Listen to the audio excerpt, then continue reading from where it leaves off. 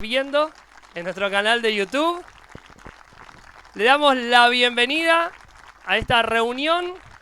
No saben lo que se perdieron y no saben lo que se están perdiendo por estar ahí. Así que no tienen tiempo porque está ya grabada, pero en la próxima reunión no se lo pierdan.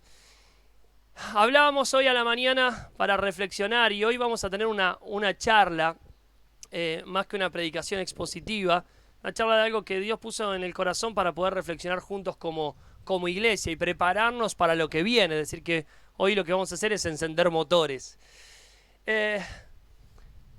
Fue en el mes de marzo donde tuvimos nuestra última reunión. Han pasado ya más de 8 meses y 25 días, para ser exactos, de la última reunión. Última reunión que yo no estuve porque estuvimos en Pihue ese fin de semana. Fue la preinauguración del templo en Pihue y a la mañana se hizo la reunión acá, predicó el pastor Juliá, y fue la última reunión que tuvimos presenciales todos juntos. El tema es que nadie sabía que iba a ser la última reunión. Si bien podíamos haber imaginado por lo que se pasaba en España, en Italia, en China, pero para ser sincero nadie imaginaba que esa iba a ser la última reunión. Y hay muchas imágenes que andan dando vuelta en internet con esta frase de decir, fue la última vez que hiciste tal cosa y no lo sabías. El otro día hablábamos con Jessie, una que había visto ella, le hablaba a los padres diciendo, una vez fue la última vez que le hiciste UPA a tu hijo y no lo sabías. Porque ya después se hizo grande, ya ahora no le haces más a UPA, no podés, al revés, te hacen UPA vos. Pero fue una última vez y no te diste cuenta. Y cuando pasa el tiempo decís, che, ya no lo hago más. Y esa fue la última reunión que tuvimos y no nos dimos cuenta. Y si te dijeran a vos que va a ser la última reunión, quizás la manera en la cual hubieses adorado en esa reunión hubiese sido distinta. La manera en la cual hubieses escuchado la palabra hubiese sido distinta. La manera en que hubieses ofrendado, la manera que te hubieses preparado, te está preparando para la última reunión. Y quizás yo decía, yo ese domingo viajé por la preinauguración de Pihue, pero si yo sabía que era la última reunión que íbamos a tener en Olavarría, probablemente hubiese estado en Olavarría. Quizás vos faltaste ese domingo, así como yo no estuve, y decir, no, yo hubiese ido. Porque a veces decimos, no, pasé una mala noche, no puedo dormir el sábado a la noche por dolor de muela, entonces el domingo me quedé en la cama. Decir, no, con dolor de muela, con lo que sea, voy igual, porque yo quiero estar ahí en la última reunión. Pero no sabemos cuándo va a ser la última reunión de algo o lo último que hacemos de algo. Y eso nos enseña a valorar lo que tenemos, a valorar la oportunidad que hoy tenemos de reunirnos. Yo creo que era Richard Baxter, yo no me acuerdo quién era, un gran predicador que decía, predicá como si fuese el último mensaje que vas a predicar. Y esa tiene que ser la manera en la cual nosotros también tenemos que vivir, en la manera en la cual nosotros tenemos que adorar, entregarnos a Dios sin reserva y congregarnos como si fuese la última vez. Entonces aprovechar eso, aprovechar que fue la última canción que cantamos todos juntos. Después de 8 meses pudimos volver a adorar todos juntos, casi 9 meses, adorar todos juntos. Eso nos enseña a valorar lo cotidiano de Dios. Hoy estamos acá, démosle gracias a Dios por estar acá y aprovechemos esto. Porque hay cosas que las tenemos normalmente, diariamente, y no las sabemos valorar hasta que la perdemos. Eso nos pasa cuando se corta la luz, no te llega agua al tanque y no tenés agua para bañarte. Cuando perdés lo que todos los días tenés, que ya lo das por hecho, ahí lo empezás a valorar. Valoremos este tiempo que nosotros tenemos de poder reunirnos como iglesia. Valoremos el sol que está sobre la cabeza del 80% de la congregación. Pero demos gracias a Dios por estar juntos. Si quieren para el próximo domingo traerse gorra, no hay ningún problema, ¿sí? Anótenlo, no hay drama.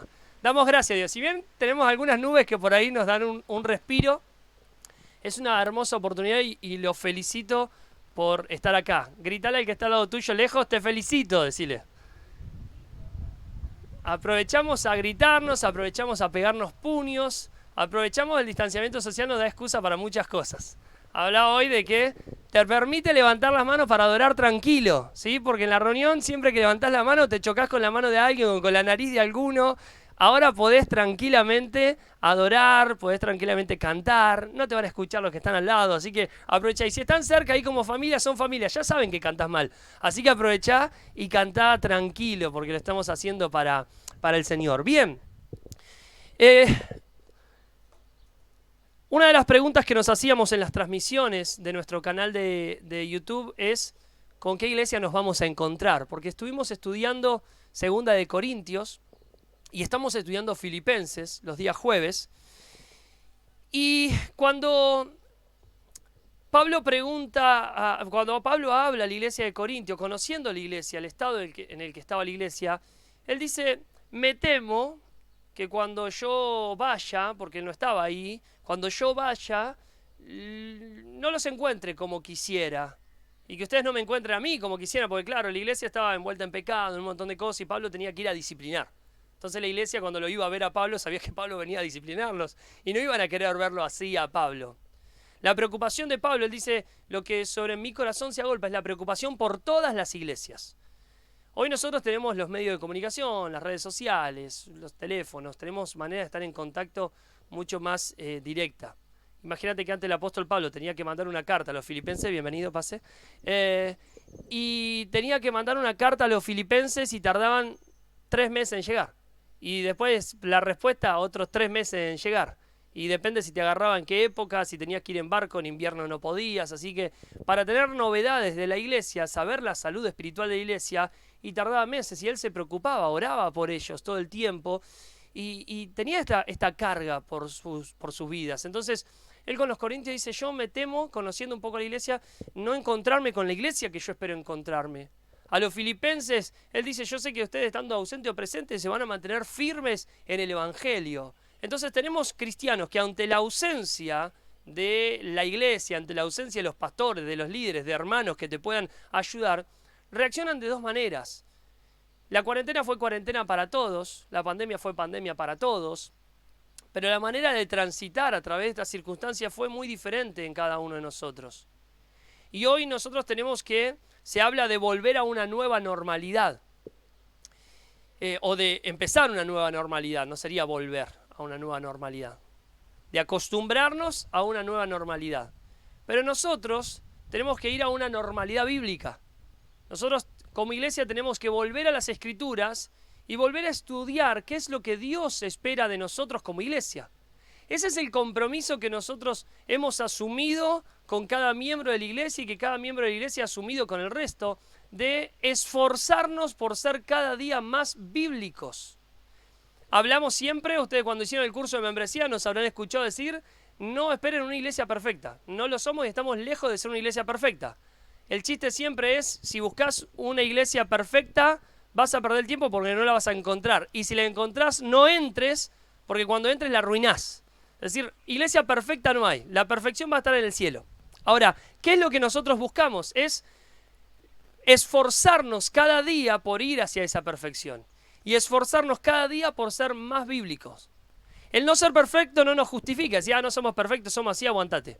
No, es decir, no somos perfectos, pero estamos luchando cada día con las herramientas que Dios nos dio para ir camino a esa perfección, para ir creciendo, para ir mejorando y para ir adaptándonos más a lo que la palabra de Dios espera de nosotros como iglesia.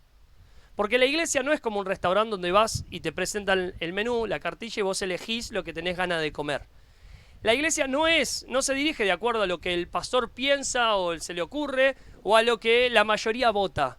La iglesia se tiene que manejar porque lo que el dueño de la iglesia, que es Cristo, que la compró por sangre, dejó establecido en la palabra que tiene que ser una iglesia. Entonces nuestra tarea no es ser innovadores. Nuestra tarea no es ser creativos. Nuestra tarea es ser fieles. Fieles a lo que está escrito.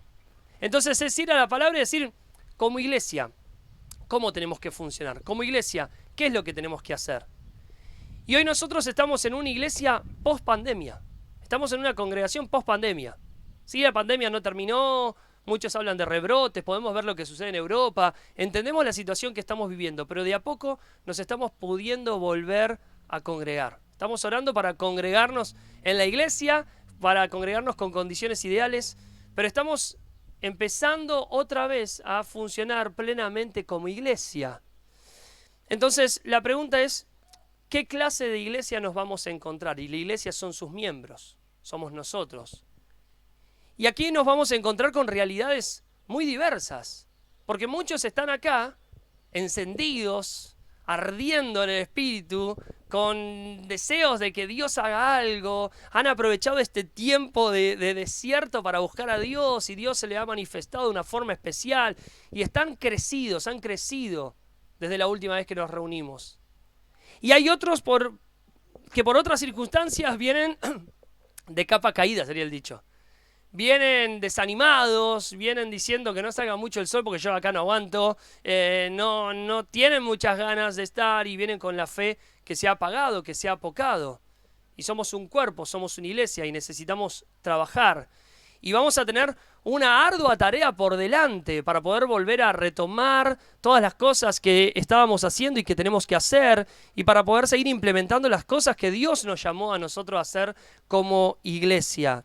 Así que se viene una tarea linda, una tarea desafiante que nos involucra a todos. Te involucra a vos y me involucra a mí. Y en esta oportunidad yo quiero hablarte de... Doblé el bosquejo y ahora no lo puedo poner derecho y con el viento se me vuela. Pero bueno. Quiero hablarte de 4 cosas, 4 factores que nosotros necesitamos reforzar como iglesia. Y vuelvo a repetir, no es una charla expositiva, no es una predicación expositiva, es más que nada una charla para abrir nuestro corazón y evaluarnos y autoexaminarnos, ver cómo estamos y qué es lo que Dios está pidiendo de nosotros como iglesia. Hay cosas que vamos a necesitar reforzar. Y lo primero que necesitamos reforzar es el concepto de congregarnos fielmente.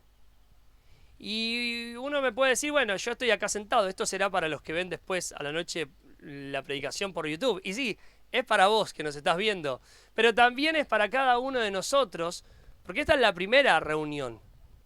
Y cuando hay una novedad, todos quieren estar presentes. Esto es algo, como hablábamos hoy a la mañana, es algo histórico. En el aniversario mostrábamos videos. ¿Cuándo vieron las transmisiones del aniversario? Levánteme la mano. Bien. Pasamos videos viejos. Pasamos videos del año 88, 89, reuniones del 92, 94, de muchos años atrás. Y veíamos cómo eran las reuniones, cómo era el auditorio y contábamos las cosas que Dios había hecho en ese tiempo. Bueno, dentro de 40 años van a estar mostrando videos de... mirá, la primera reunión después de la pandemia, mirá allá donde estaban, en la quinta. Esto va a ser algo que va a marcar nuestras vidas y nos vamos a recordar por mucho tiempo. Por ahí nos olvidemos de lo que se predicó, por ahí nos olvidemos de los que vinieron o de quienes cantaron, pero nos vamos a acordar de que tuvimos una reunión después de la pandemia al aire libre. Así que va a quedar grabado en nuestros corazones, es la primera. El tema es las reuniones siguientes. ¿Cómo está nuestro hábito de congregarnos? Porque dice Hebreos, y te voy a invitar a que abras la Biblia, en Hebreos, en el capítulo 10. A ver si puedo ahí. Voy a poner esto acá, así me acomodo. Hebreos capítulo 10, versículo 24 y versículo 25. Dice, considerémonos unos a otros para estimularnos al amor y a las buenas obras, no dejando de congregarnos como algunos tienen por costumbre. Si tenés para subrayar, subrayá la palabra costumbre. Anotala, marcala. Y decila conmigo, sino costumbre, decí costumbre. Qué lindo es esto, me había olvidado ya de esto, de interactuar con la gente. Ya estaba aburrido de mirar las cámaras, es bueno verlos. Hay gente que se acostumbra a no congregarse. Se le hace un hábito. Para que algo se vuelva hábito, y voy a habituarme a ponerme el reloj de frente porque si no se me va a ir la hora a mí. Para que algo se haga hábito, necesitamos hacerlo reiteradas veces, ¿sí? Cuando lo hacemos repetidas veces por un lapso grande de tiempo, eso se termina transformando en un hábito. Dios nos dio esa capacidad. Es una capacidad que tiene nuestro cerebro después de hacer las cosas automáticamente, ya siquiera sin tener que razonarlas ni que pensarlas. Tanto para lo bueno como para lo malo, nuestro cerebro se habitúa o nosotros nos habituamos a responder o actuar de determinada manera bajo ciertas circunstancias. Si lo haces muy seguido, se hace una costumbre. Es decir, que si vos te acostumbras a gritar a las personas, a gritar a tus hijos, a gritar a tu esposa o a tu esposo, después automáticamente la respuesta que te va a salir en ciertas circunstancias va a ser el grito. Y vos decís, che, no sé, no lo puedo controlar. Sí, podés controlarlo, lo que pasa es que hay un hábito muy fuerte en tu vida que se fijó por la repetición a lo largo del tiempo. Hay gente que tiene la costumbre de dejar de congregarse. Esto lo dice la Biblia lejos de una pandemia, en circunstancias naturales. Así que imagínate vos cómo se puede acostumbrar a una persona a no congregarse después de casi 9 meses.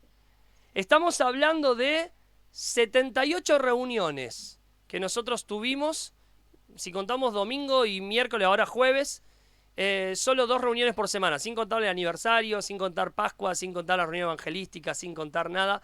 Hemos tenido por lo menos 78 reuniones. 78 reuniones que no viniste, 78 reuniones que no estuviste, 78 domingos que no tuviste que prepararte 2 horas antes para ir a la iglesia, 78 reuniones que... No, 78 domingos no, la mitad. 78 reuniones que estuviste escuchando el mensaje en un contexto diferente a este.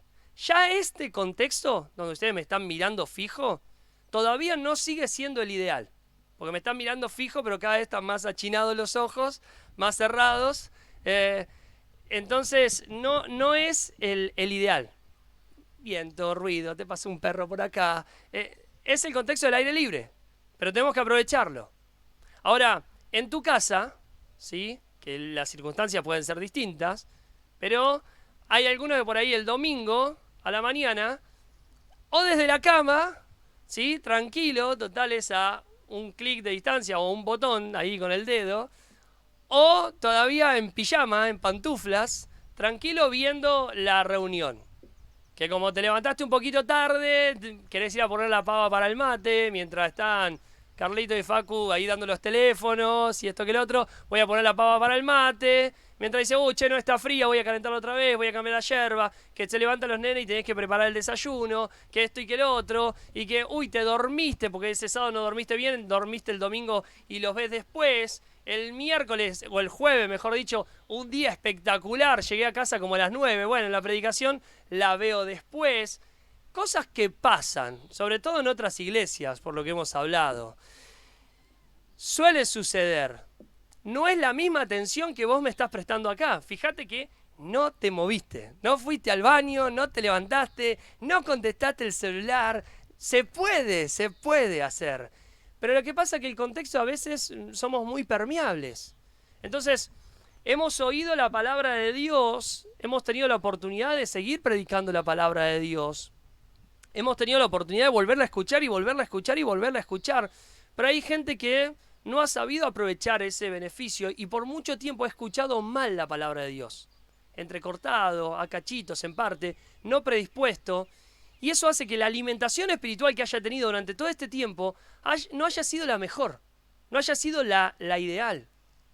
Nosotros nos predisponemos para escuchar la palabra de Dios y cuando nos predisponemos para escuchar la palabra de Dios, es el día de la noche. Yo contaba varias veces, por ejemplo, en las reuniones del aniversario, algunas por cuestiones de los problemas que estábamos teniendo de conexión, las hacíamos, las grababan las predicaciones, los pastores nos las enviaban y nosotros en vivo después las poníamos las grabaciones de la predicación. No queríamos que se nos corte la predicación en medio del aniversario, entonces tratábamos de correr los menores riesgos posibles. A mí me habían mandado algunas predicaciones y yo las escuché antes, pero las escuché como muchos escuchan en las predicaciones en vivo, ¿sí? Estaba haciendo cosas y digo, voy a chequear la predicación, voy a escuchar, voy a ver cómo es, de qué trata, cómo cierra, de qué habla. Y mientras estaba haciendo algunas cosas las escuchaba. Una predicación que para mí me la cambiaron, fueron 2 predicaciones distintas, porque yo la escuché antes y fue una linda predicación. Pero después cuando la escuché en vivo con todos ustedes en el aniversario, yo ahí en la iglesia, pero escuchando el mensaje, era otra predicación totalmente. Dios habló a mi vida de una forma impresionante. Y yo digo, a ver, recapitulemos, pues yo escuché la misma. Era la misma, el mismo mensaje, yo ya sabía más o menos de qué hablaba, pero Dios habló a mi vida de una forma totalmente distinta. ¿Qué fue lo que cambió? El predicador era el mismo, la predicación era el mismo, los pasajes que usaron era el mismo, todo era el mismo, gracias a Dios por este cielo, ¿no? Y por la nube. Todo era lo mismo. ¿Qué cambió? Mi predisposición. Porque yo ahí estaba en modo reunión. No estaba en modo haciendo algo y mientras tanto escucho. Estaba en modo reunión. Preparado para la reunión. Además estaba en el auditorio y estaba vestido de reunión. Y ahí atento. Sabía que el resto del cuerpo estaba escuchando y yo estoy escuchando con el cuerpo. Estoy viendo con el cuerpo. Y Dios habló a mi vida de una forma especial. Eso nos habla de que la congregación tiene parte en el mensaje. La congregación a veces puede agarrar un mensaje medio flojito del pastor y levantarlo por las nubes. Cuando hay expectativa, cuando hay hambre, cuando hay sed. Y a veces el mensaje más elaborado, más preparado, no llega ni a la primera fila, porque la congregación está con un corazón cerrado. Entonces, nos hemos congregado virtualmente, escuchaste las predicaciones, las viste, pero es distinto a estar presente. Y nosotros necesitamos empezar a habituarnos nuevamente a esto. El otro día hablaba con un adolescente, ayer hablaba con un adolescente, me decía, no, pero a las 11 se pone picante con el sol. Y yo digo, mirá, si a vos te llegan a escuchar los héroes de la fe de Hebreos 11 que fueron aserrados, murieron a filo de espada, ahí por leones y todo eso, te va a pegar un sopapo, le digo yo. Y no hemos combatido hasta la sangre contra el pecado. Así que si a alguno le sangra la cabeza por el sol, me avisa. Igual yo sufro el mismo sol que ustedes. Entonces necesitamos habituarnos a esto, al congregarnos, porque es fundamental para nuestra salud espiritual. Pero no solamente para nuestra salud espiritual, sino también para la comunión con los hermanos y con la iglesia. Es bíblico y es necesario. No es lo mismo mirarlo a través de YouTube, no es lo mismo escucharlo por la radio que estar presente como iglesia. Y es un requisito que nosotros tenemos como miembros. Así que lo primero que vamos a necesitar hacer es fortalecer el hábito de congregarnos, ¿sí? Que cuando ya pase la novedad, que ya viniste 1 o 2 veces al aire libre, todavía haya en vos ese deseo de decir, yo voy a estar porque es mi responsabilidad como miembro de la iglesia. Lo segundo que necesitamos reforzar es la oración por la iglesia. Y cuando hablo de la iglesia, hablo de la oración por no solamente el ministerio o los pastores, hablo de la oración por los hermanos, los que vos tenés sentado al lado tuyo. Esto es algo que en la pandemia yo sé que muchos han sido fieles en la oración y han aumentado su tiempo de oración, pero es algo que hoy nosotros necesitamos reforzar por las verdades que hablábamos al principio.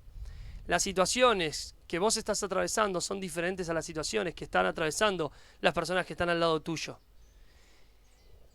Y vamos a necesitar reforzar las oraciones por nuestros hermanos.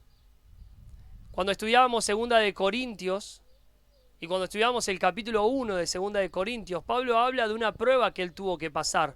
Una prueba que fue tan dura para él que él dice que él perdió las esperanzas de vida. No sabemos a qué se estaba refiriendo, pero le sobrevino en Asia cuando él estaba una prueba que lo llevó a perder expectativa de vida. Él pensó que se moría. Un hombre de fe como Pablo, pero él sabía que de esta no salía. Fue llevado más allá de sus límites, más allá de sus fuerzas. Dios permitió esto para que aprendiera a confiar en Dios y no en él. Pero él entendió que la iglesia había cumplido un papel muy importante en la liberación que él había tenido de esta prueba. Es ahí cuando nosotros leemos en 2 de Corintios, en el capítulo 1, en el versículo 10, Pablo dice, y él nos libró, después de hablar de la prueba que le había sobrevenido, nos libra y aún tenemos la esperanza de que él seguirá librándonos de tal peligro de muerte, si ustedes nos apoyan con sus oraciones por nosotros. Esta fue una respuesta casi predeterminada que tenía con muchos de ustedes que me preguntaban durante la cuarentena, pastor, ¿cómo podemos ayudarlo? Y la verdad que yo no sabía qué respuesta que dar porque no había mucho para hacer, porque estábamos limitados en muchas funciones en la iglesia. Pero había una que sí era necesario que le hiciera y que a veces uno la da por contado. Cuando dicen, y orá por nosotros, bueno, sí, eso sí, ya lo sé, pero ¿qué más puedo hacer? Como diciendo, sí, bueno, pero algo de en serio, ¿qué puedo hacer de en serio? Y Pablo encontró que la oración de la iglesia había sido una herramienta usada por Dios para librarlo de lo que él estaba padeciendo. O sea, tu oración puede provocar milagros en la vida de otra persona. Tu oración puede cambiar, bueno, cuando quieran me lo traigan, según el bosquejo. Tu oración puede cambiar la realidad de una persona. Entonces necesitamos nosotros, dámela así, sí, estamos bien. Necesitamos nosotros reforzar este concepto. Más que nada lo tengo acá por los versículos que ya los tenía escritos para no ir perdiendo tiempo. Porque imagínense que lo estuve preparando, lo estuve predicando, ya con los ojos cerrados. Pero tengo los versículos ahí, no quiero perder tiempo en buscarlos. Tu oración puede cambiar la realidad de una persona. Así como Pablo estaba sufriendo, a punto de morir, y la oración de la iglesia cooperó para que Pablo pudiera ser liberado, tu oración puede ayudar para que el hermano que esté pasando por pruebas también pueda salir de esa prueba en victoria. Y así como hay personas que están fortalecidas, hay otras personas que están débiles, apocadas, y necesitan de tu oración. Necesitamos aprender a ganar batallas a través de la oración. Santiago dijo que la oración eficaz del justo puede mucho. Elías oró y pudo afectar la naturaleza. Y Elías era un hombre como vos y como yo. La oración que nosotros elevamos ante Dios puede obrar milagros. Entonces necesitamos reforzar la oración por la vida de nuestros hermanos. Este es un llamado a dejar de mirar por nosotros mismos y empezar a mirar por los de los demás. Porque muchas veces nos preocupamos por nosotros, venimos a qué es lo que Dios quiere hablarnos a nosotros, a mí, qué es lo que Dios quiere decirme a mí. Pero nos olvidamos que pertenecemos a un cuerpo, que somos una familia y que tenemos responsabilidades los unos por los otros. Y cuando oro no es simplemente orar por mis necesidades, es también aprender a llevar la carga los unos por los otros en oración por la vida de nuestros hermanos. Nos tenemos que congregar, tenemos que reforzar las oraciones unos por otros y tenemos que empezar a fortalecer la vida de nuestros hermanos a través de nuestro servicio, a través de dones y talentos. Estuviste 9 meses casi en pausa con los dones, talentos y llamados que Dios te dio en la iglesia. Los pudiste usar con tu familia, los pudiste usar en tu trabajo. Hay un ambiente donde Dios te puso estratégicamente para que vos puedas hacer luz en aquel lugar.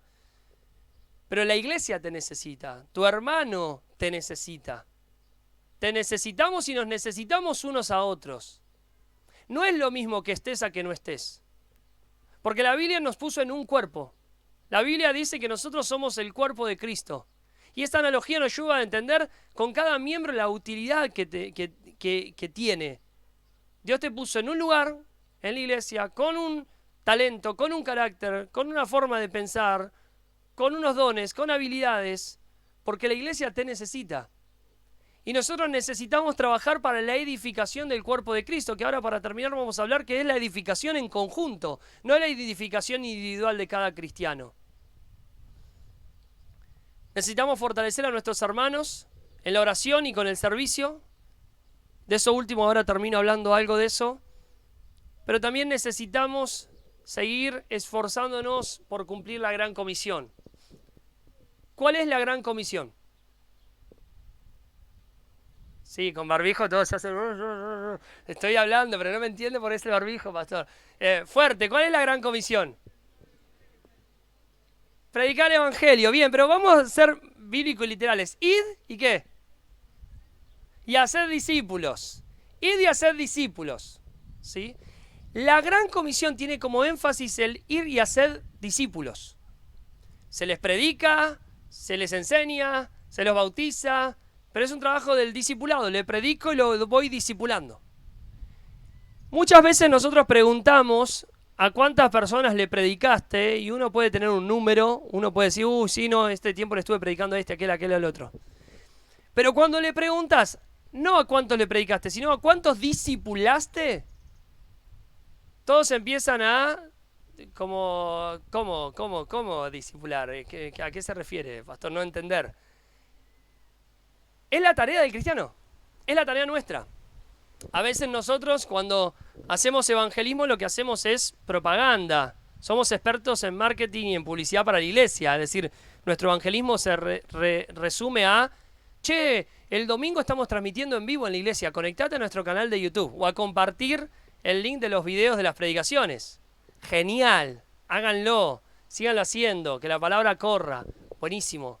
No los estamos criticando solo por eso, pero estamos diciendo que eso es hablar, publicar lo que hace la iglesia, es casi hacer propaganda para la iglesia, ¿sí? Para nosotros.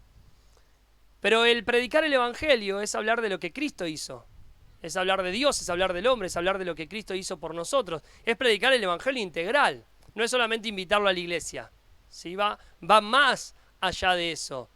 Y el hacer discípulos tiene que ver con enseñarle a que guarden todas las cosas que yo os he mandado, dijo el Señor. Y es la gran comisión de cada uno de nosotros.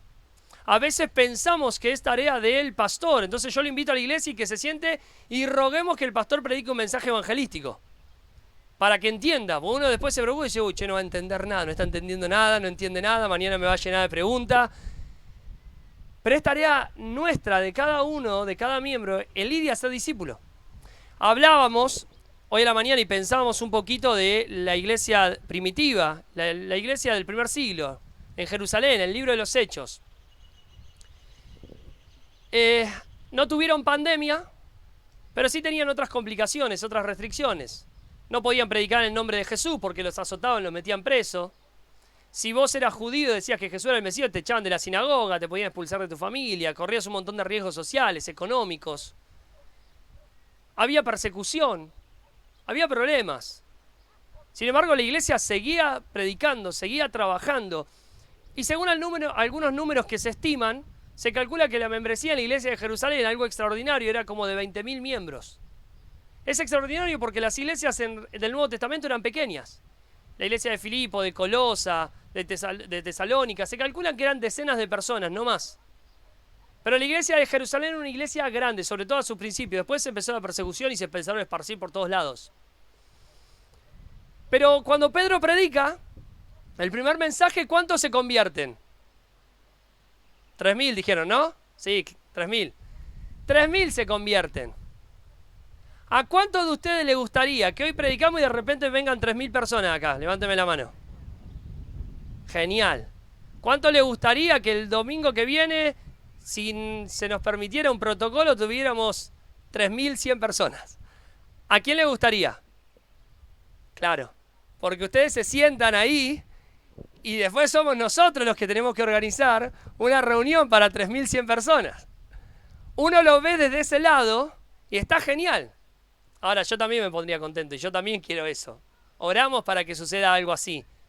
Pero yo me pongo siempre en los pies de Pedro, que predique y se le convierta en 3.000. Y me pongo en los pies de la maestra de niños de la congregación de Jerusalén. Cuando de repente escucha que la tierra tiembla y son todos los nenitos que vienen corriendo a la salita. ¿Vos sabés lo que es de repente, de un domingo al otro, pasar de ser 120 en el aposento alto a tener 3.120 personas? Hablábamos de los músculos de los apóstoles bautizando personas, porque era una cuestión de bajar y levantar, bajar y levantar.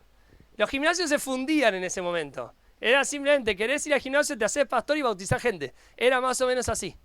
Después Lucas habla de 5.000, pero se calculan que era alrededor de 20.000, porque antes se contaban generalmente a los varones padres de las casas.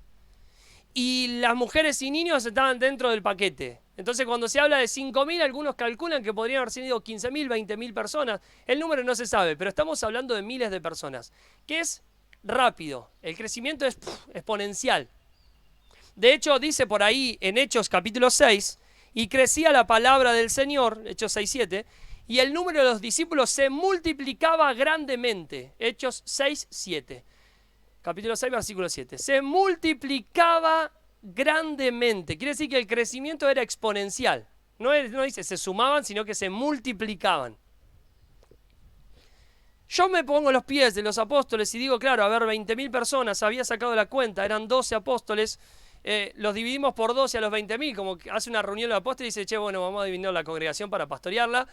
Y se repartieron, no me acuerdo ahora el cálculo, pero eran algo de 1.500, 1.600 y pico de personas para cada apóstol.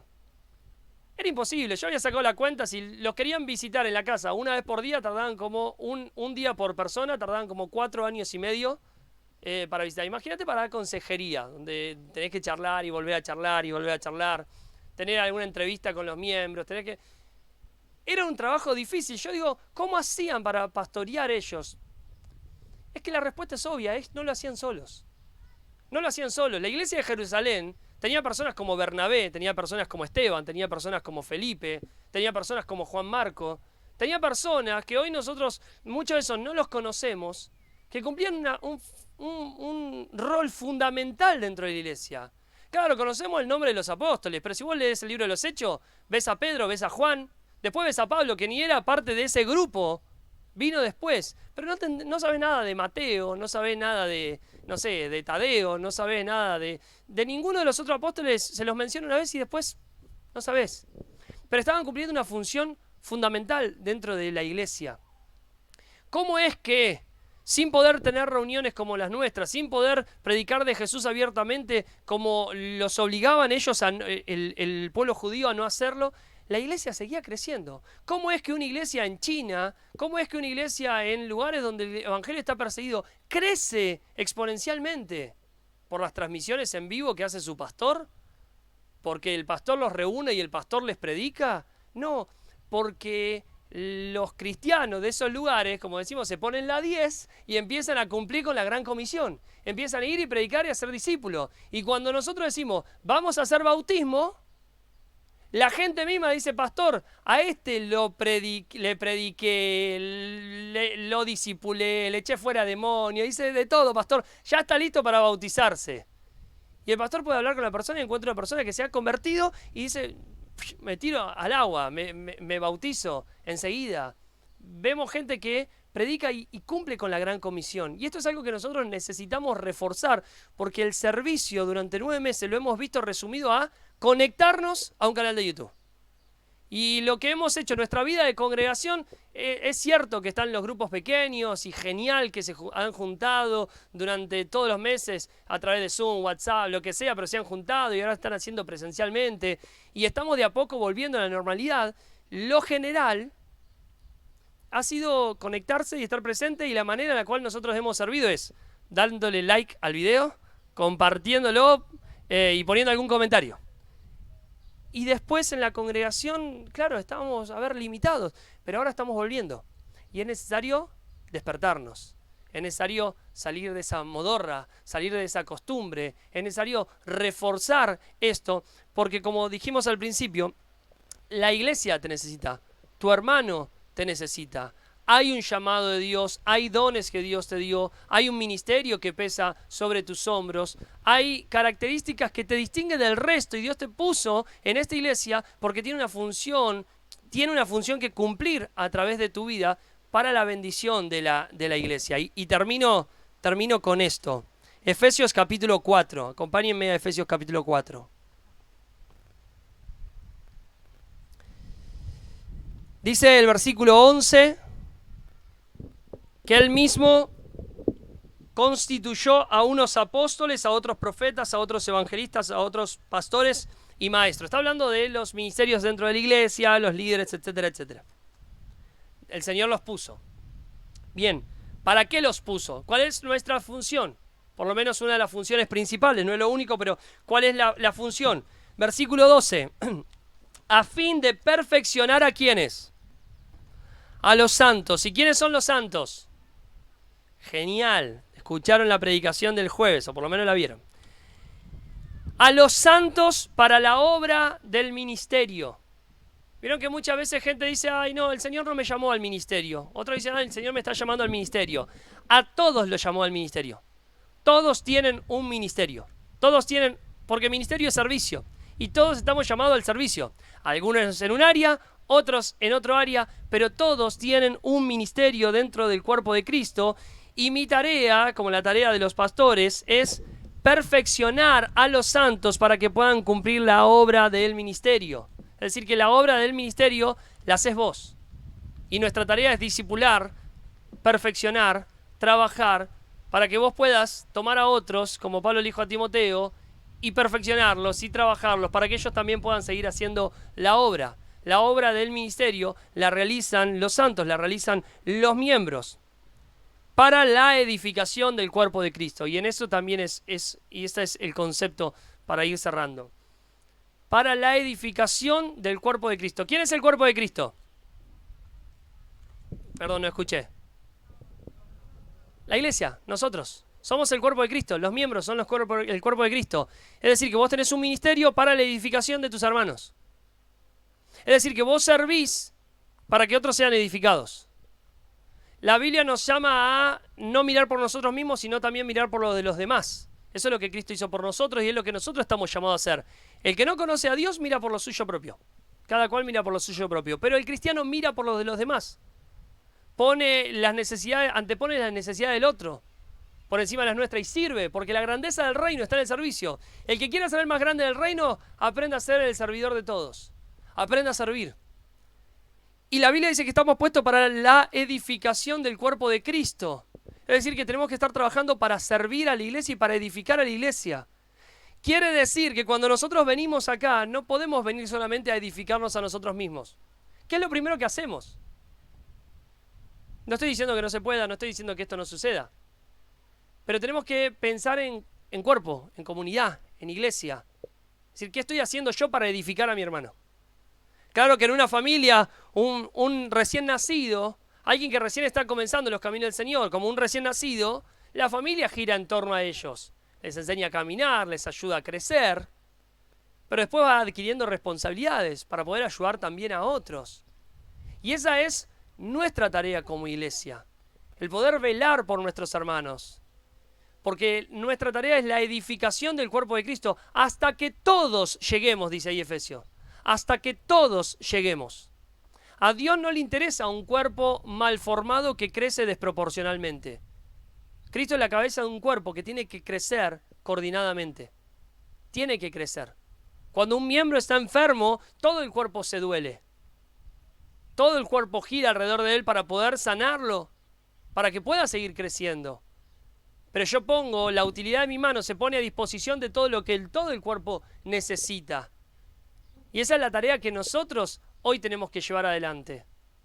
Por eso cuando hablamos de el versículo que hablábamos de Hebreos, de no dejar de congregarnos como algunos tienen por costumbre, el autor habla de considerarnos unos a otros, considerémonos unos a otros. Ese considerar tiene que ver con velar por nuestros hermanos, por mirarnos, por vernos y ver cómo estamos. La cuarentena fue la misma para todos, pero la atravesaron de forma distinta. Hablaba el pastor Carlos en la apertura, algunos tuvieron que pasar a través de internaciones, a través de pérdida de familiares, a través de pérdida de trabajo, a través de pérdida de muchas cosas, y otros se vieron fortalecidos, realidades distintas. Pero necesitamos empezar a mirar también por lo de los otros, a que el distanciamiento social no nos separe del cuerpo de Cristo, a involucrarnos cada vez más para poder llevar las cargas los unos de los otros. Cuando Dios se le presentó a Caín, le dijo, Caín, ¿dónde está Abel tu hermano? Y Caín dijo, no sé. Él sabía. Pero él dice, ¿qué acaso soy yo guarda de mi hermano? Y el Señor le dijo, ¿qué has hecho? ¿Qué has hecho? La sangre de tu hermano, la sangre de tu hermano clama desde la tierra. En otro contexto diferente, no te estoy comparando con Caín, pero sí de alguna manera Dios viene y nos pregunta, ¿dónde está tu hermano? Y muchas veces la respuesta nuestra es la misma que de Caín. No sé, pero una respuesta sincera, porque realmente no sabemos. Y la segunda pregunta que Dios le hace a Caín es la misma que nos hace a nosotros, es ¿qué has hecho? ¿Qué has hecho? ¿Qué hicimos nosotros por nuestro hermano? Por aquel que hoy no lo vemos. Uno dice, bueno, por ahí estuvo en la reunión anterior. No lo está hoy, pero por ahí está en la reunión anterior. ¿Y si no? ¿Por qué no tomás un tiempo para escribirle y preguntarle? ¿Por qué no tomás un tiempo para llamarlo? Aquel que no ves hace mucho, que no lo ves conectado, o aquel que está preocupado porque el Espíritu Santo pone carga. Dios por ahí te puso personas en el corazón que vos decís, no sé por qué estoy pensando en él. Capaz que en la iglesia nunca tuviste relación, pero en este tiempo Dios te lo puso en el corazón. Y quizás Dios te quiere usar a vos también para fortalecer su vida porque no está pasando un buen momento. Y no es el hecho de llamar a los pastores y decir, pastor, tengo carga por esta, estoy preocupado por esta persona. Es ir y hacer discípulos. Es ir y fortalecer también los brazos de aquellos que los tienen caídos. Y trabajar como iglesia. Para que a medida que vaya pasando el tiempo, la iglesia haya salido reforzado de todo esto que vivimos. Porque a través de toda esta circunstancia, algo el Señor quiso hablarnos. Algo el Señor quiso enseñarnos. Dios es soberano y Dios no se le escapa las cosas de control. Si nosotros tuvimos que pasar por esto, y si hoy nosotros tenemos que estar acá reunidos de esta manera, es porque Dios algo también quiso trabajar con su iglesia. En todo este descontrol que hubo en el mundo, Dios todavía sigue teniendo las riendas de su iglesia. Y Dios la lleva para su propósito. Y nosotros necesitamos ser sensibles al oído, a la voz del Espíritu, para entender lo que el Espíritu Santo está hablando claramente en estos tiempos. Yo te voy a invitar a que te pongas de pie. Y vamos a orar. Padre, nos hemos reunido en nombre de Jesús, como iglesia de Dios en este lugar. Tu nación santa, tu pueblo escogido. Una colonia del cielo en este lugar. Tu palabra nos dice que nuestra ciudadanía no es de esta tierra, sino que pertenecemos al cielo. Te pertenecemos a ti, somos tu pueblo. Tú nos has elegido, nos has comprado por precio de sangre. Hoy nos hemos reunido, Señor, cumpliendo el mandato de tu palabra, pero no lo hemos hecho por ley, por obligación, lo hemos hecho por una disposición en nuestro corazón, porque anhelábamos este momento, el momento de volver a reunirnos, el momento de volver a encontrarnos, el momento como iglesia de poder alabarte, adorarte, de entregarnos a ti una vez más y de poder hacerlo en comunión de nuestros hermanos. Padre, yo quiero pedirte tu bendición sobre tu iglesia, sobre mis hermanos que están en este lugar. Quiero pedir que tu gracia, la gracia del cielo sobreabundante, descienda en esta hora sobre sus vidas. Que tu Espíritu Santo pueda llenarlos, Dios. Que así como la gracia abundante, el favor abundante que estaba sobre la iglesia de Jerusalén en aquel tiempo, así también pueda estar sobre nuestras vidas. Que podamos caminar en la llenura de tu Espíritu como caminaba en aquella iglesia. Que podamos caminar con denuedo, predicando tu palabra, no vacilando ni temiendo al hombre, Señor, sino siendo temerosos de ti. Y estando dispuestos, Señor, a seguir tus mandamientos, a seguir tu palabra. Padre, yo te pido que tú nos enseñes a ser iglesia. Nos ayudes a ser iglesia. Danos entendimiento de tu palabra para poder comprender qué es lo que tú pretendes de nosotros como iglesia. Para no ser lo que nosotros queremos ser, sino ser lo que tu palabra ya contiene, lo que ya está escrito. A no intentar ser creativos e innovadores, sino buscar ser fieles a tu palabra. Yo oro, Señor, para que tú puedas despertar el espíritu de cada persona aquí presente. Porque tú les has dado dones, les has dado llamamientos, talentos, ministerios. Les has dado recursos para poder bendecir a los hermanos, para poder bendecir a la iglesia. Y yo oro, Señor, para que pueda arder su corazón con esta palabra. Y que al irse a sus hogares y meditar en el transcurso del día en lo que tú has hablado, tu Espíritu Santo pueda guiar a toda verdad y este mensaje pueda traer transformación en la manera en la cual se congregan, en la manera en la cual oran, en la manera en la cual comparten el Evangelio y hacen discípulos, en la manera en la cual se relacionan con los hermanos, con la iglesia, y que tu iglesia pueda fortalecerse en el hombre interior, en tu espíritu, para salir a esta sociedad y ser luz, llevar un mensaje de salvación, llevar un mensaje de esperanza, llevar un mensaje de transformación y poder brillar como luminares en medio de una sociedad que se hunde en las tinieblas del pecado. Señor, yo pido por cada necesidad que hay aquí presente. Pido que en esta hora, Señor, el poder de tu Espíritu Santo pueda descender y pasearse sobre cada silla. La distancia, Señor, nuestra no es un impedimento para que tu Espíritu Santo obre. Tú eres el Dios que da la palabra y las cosas suceden. Por eso, Señor, yo oro para que tú traigas sanidad, para que tú traigas fortaleza, para que tú traigas renuevo, para que tú puedas curar no solamente las enfermedades del cuerpo, sino también las del alma, que tú puedas sacar toda depresión, toda angustia, toda debilidad. En el nombre de Jesús de Nazaret, todo corazón que ha dado lugar a la preocupación, al temor, a la duda, a la incertidumbre, que en esta hora pueda ser lleno de tu Espíritu Santo, de consuelo y de fortaleza. Padre, yo te pido que tú bendigas a tu iglesia y te damos las gracias por poder volvernos a reunir en este lugar y poder mirar al cielo y exaltar tu glorioso y precioso nombre. Todo lo pedimos en el nombre de Jesús. Amén y amén. Iglesia, vamos a despedirnos con un fuerte aplauso.